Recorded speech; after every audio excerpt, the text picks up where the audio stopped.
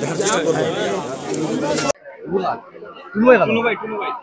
আমাদের দলের মহাসচিব, সম্মানিত মহাসচিব ঘোষণা করেছেন 237 আসনের মনোনয়ন।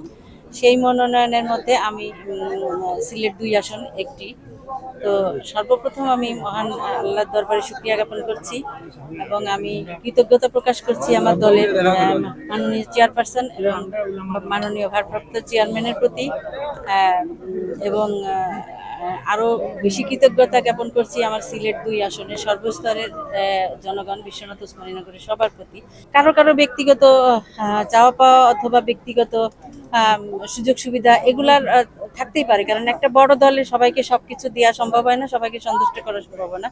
ইনশাল্লাহ যদি আমি মনে করি যে যারা বিএনপি করে অন্তত পক্ষে তারা অবশ্যই বিএনপির পতাকা তলে একসাথে সমবেত হবে এবং আগামী নির্বাচন সবাই মিলে আমরা আমাদের ব্যক্তিগতভাবে কেউ পছন্দ আমাকে নাও করতে পারে, কিন্তু দলের প্রয়োজনে দলের সাথে, এবং যেহেতু দল একটি বড় এবং ব্যক্তির চেয়ে দল বড়, সেই হিসাবে দলের সকলেই এবং আমাদের সাথে আসবে এবং আমরাও তাদেরকে আমন্ত্রণ জানাবো যে তারা এসে যাতে আমাদের সাথে একসাথে হয়ে কাজ করে। সেই জায়গা থেকে আমাদের আন্তরিকতার কোনো ত্রুটি হবে না ইনশাল্লাহ। আমরা আগামীতে যদি ইনশাল্লাহ বিএনপি সরকার গঠন করে এবং জনাব তারেক রহমান এখানে প্রধানমন্ত্রী হন, অবশ্যই এই গুমের বিষয়গুলোকে সর্বাধিক গুরুত্ব দিয়ে অপরাধের তদন্ত এবং তদন্তের মধ্যে দোষী ব্যক্তিদের উপযুক্ত শাস্তির ব্যবস্থা করবেন। যারা প্রার্থী আছে সবার প্রতি সম্মান বোধ আছে।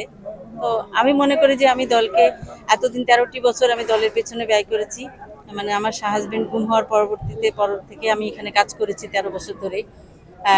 তো আমি তাদেরকে সংগঠিত করে রেখেছি, তারা সংগঠিত আছে ইনশাল্লাহ।